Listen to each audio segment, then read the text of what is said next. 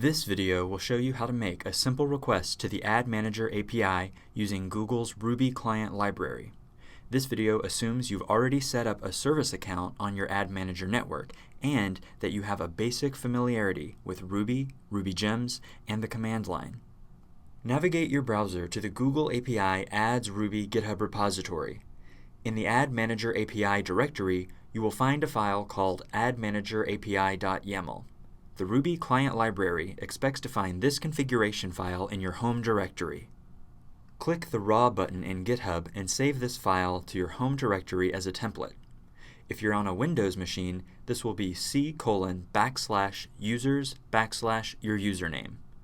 Also, be sure that the file has the correct extension, .yaml. Next, open the YAML file in a text editor.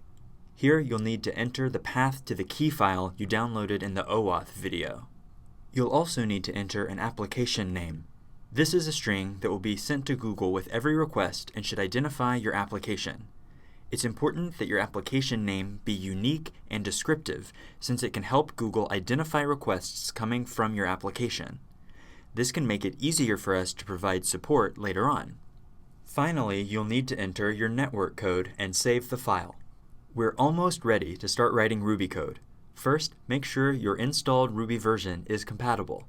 The Ruby Client Library requires any version of Ruby from version 2.1 up to version 2.4. So for example, version 2.4.5 is compatible, as is the version I'm using here, 2.3.6.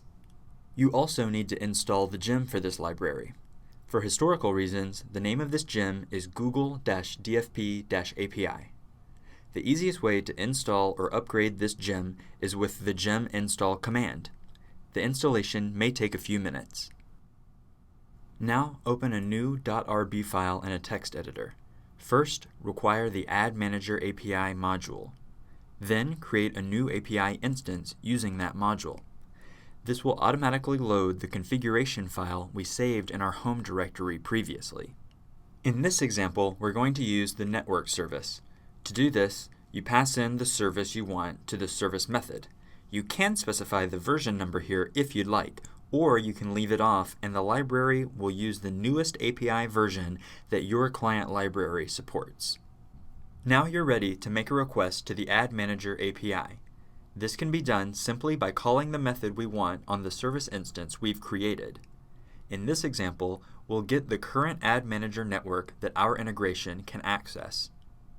It's important to point out that this method is what's actually making a request to the Ad Manager API, and it returns a Ruby hash representing the API response object. All that's left to do now is to print out some information from the response. Let's show the network's display name and the network code. Notice that the Ruby library converts these fields to snake case to be more Ruby-like.